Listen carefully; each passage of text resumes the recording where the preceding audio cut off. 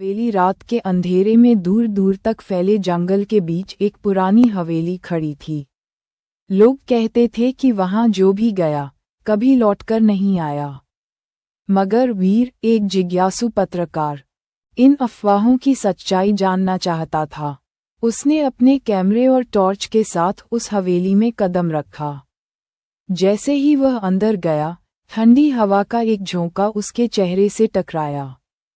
हवेली के अंदर अजीब सी गंध थी, जैसे कोई बहुत पुरानी चीज सड़ रही हो। चारों तरफ जाले और धूल की मोटी परतें जमी थीं, लेकिन बीच में रखे एक बड़े, मखमली सोफे पर धूल का एक कण भी नहीं था। वीर ने धीरे धीरे अंदर कदम बढ़ाया। अचानक उसे लगा कि कोई उसकी गर्दन पर सांस ले रहा है। उसने मुड़कर देखा, लेकिन वहां कोई नहीं था। तभी उसे ऊपर से किसी के कदमों की आहट सुनाई दी। वह हिम्मत जुटाकर सीढ़ियां चढ़ने लगा। दूसरी मंजिल पर एक बड़ा सा कमरा था, जहां लाल पर्दे लटक रहे थे।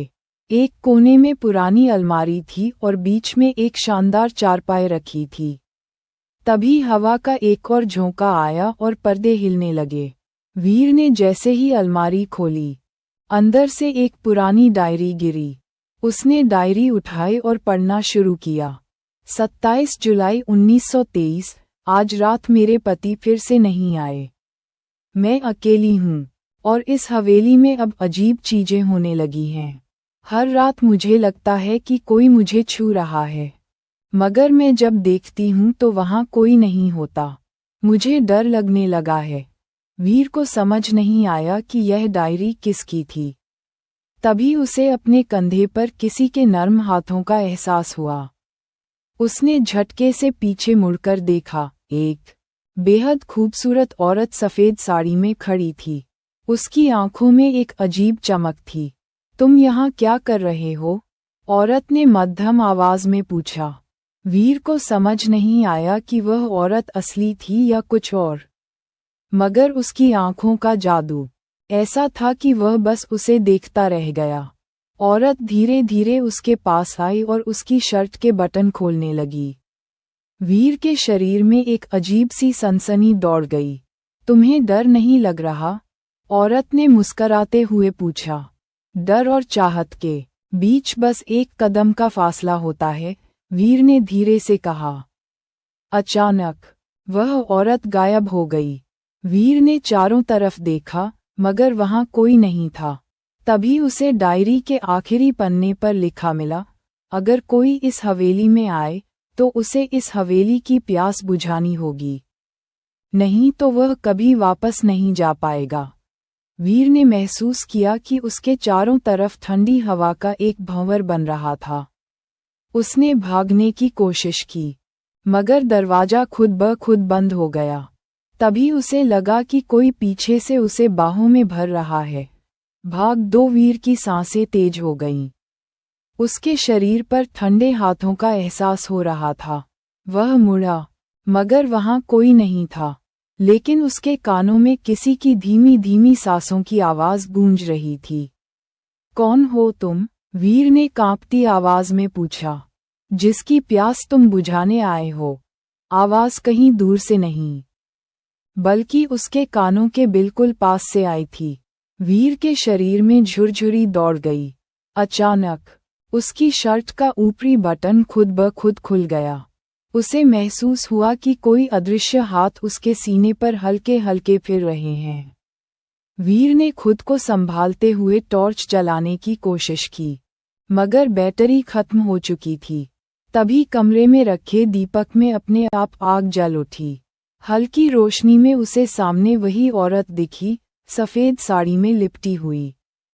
उसकी झील सी गहरी आंखें वीर को बेबस कर रही थीं। मुझे यहाँ से जाने दो, वीर ने कहा। औरत मुस्कुराई। अगर चले गए तो मैं फिर अकेली रह जाऊंगी। वीर को महसूस हुआ कि उसके पैरों में किसी ने जंजीर डाल दी हो। उसका शरीर सुन्न होने लगा। औरत धीरे धीरे उसके करीब आई। उसकी सांसें वीर के चेहरे से टकरा रही थीं। उसने अपनी नर्म उंगलियों से वीर की ठोड़ी उठाई और उसके होठों पर अपनी उंगलियां फेरने लगी।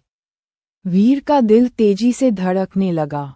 वह भागना चाहता था, मगर चाहकर भी हिल नहीं पा रहा था। औरत ने उसे चारपाई की ओर धकेला। जैसे ही वह उस पर गिरा, अचानक हवेली में हर तरफ से सिसकियों और चीखों की आवाजें गूंजने लगीं। ये सब क्या हो रहा है? वीर ने घबराकर पूछा। सालों से मैं इसी पल का इंतजार कर रही थी। औरत के होठों पर एक रहस्यमयी मुस्कान थी। वीर को महसूस हुआ कि उसके शरीर की ऊर्जा जैसे धीरे धीरे खत्म हो रही है। उसकी पलकों पर भारीपन छाने लगा। उसे लगा कि वह बेहोश हो जाएगा, मगर आखिरी वक्त पर उसने अपनी जेब में रखा धार्मिक लॉकेट पकड़ लिया और जोर से चिल्लाया, तू जो भी है, चली जा। जैसे ही लॉकेट से रोशनी निकली, औरत की शक्ल अचानक विकृत होने लगी। उसकी आंखों से खून बहने लगा और उसके लंबे नाखून वीर की ओर बढ़े। मगर रोशनी के तेज होते ही वह जोर से चीखी और हवेली में गूंजती आवाज के साथ गायब हो गई। दरवाजे अपने आप खुल गए। वीर ने बिना कुछ सोचे समझे वहां से भागने में ही भलाई समझी।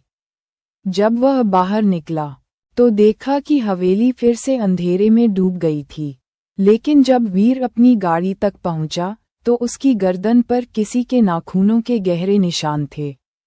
क्या वीर इस हवेली के रहस्य को पूरी तरह सुलझा पाया, या ये कहानी अभी खत्म नहीं? में बैठते ही हौंफने लगा।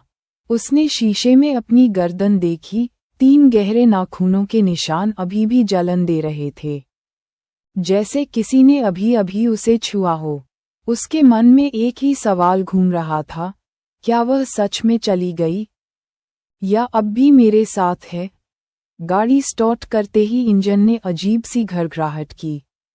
वीर ने झटके से एक्सीलेटर दबाया और तेज रफ्तार से वहां से निकल पड़ा।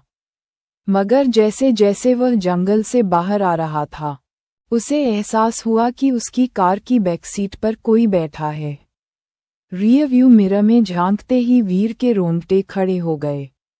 वही औरत, सफेद साड़ी में, चेहरे पर हल्की मुस्कान और गहरी काली आंखें। कहाँ जा रहे हो, वीर?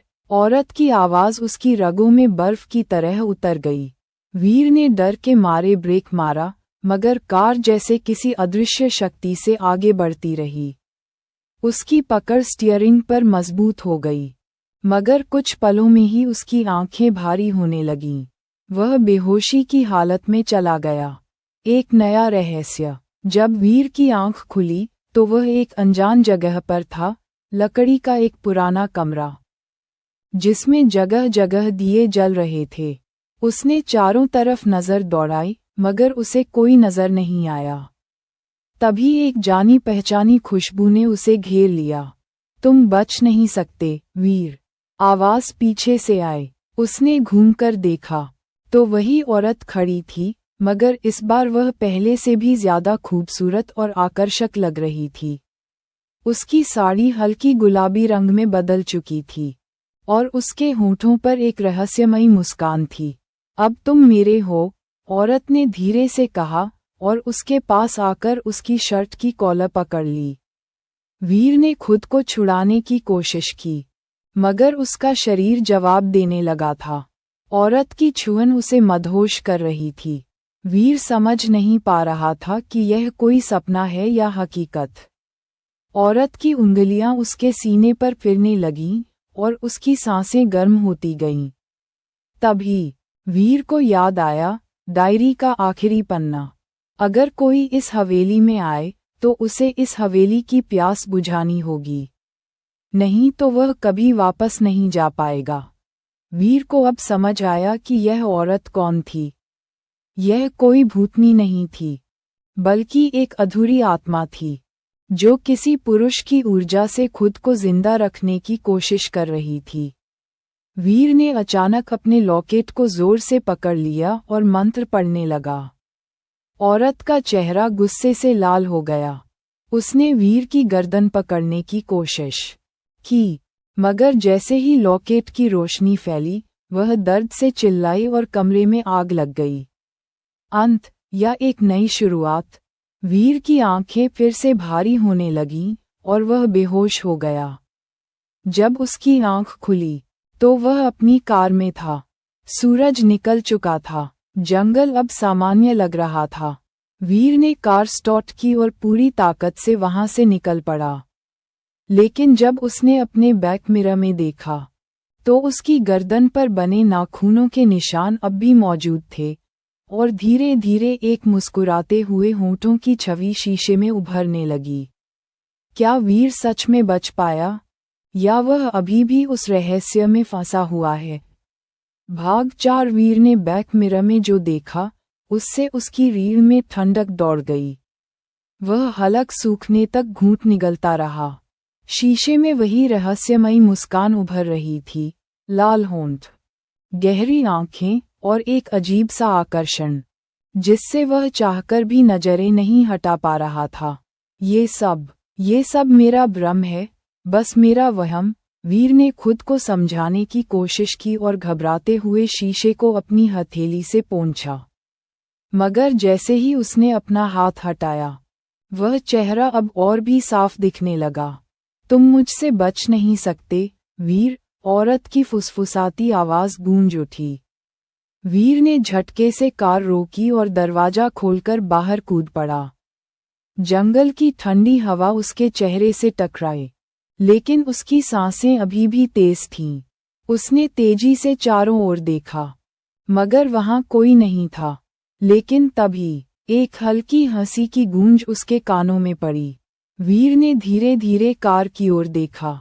कार की खिड़की पर वही औरत खड़ी थी। उसकी सफेद साड़ी अब गहरी लाल हो चुकी थी। उसके होंठों पर वही रहस्यमयी मुस्कान थी। अब तो तुम मेरी हद से बाहर भी नहीं जा सकते। वीर को ऐसा महसूस हुआ जैसे पूरा जंगल घूमने लगा हो। उसकी आंखों के आगे अंधेरा छाने लगा।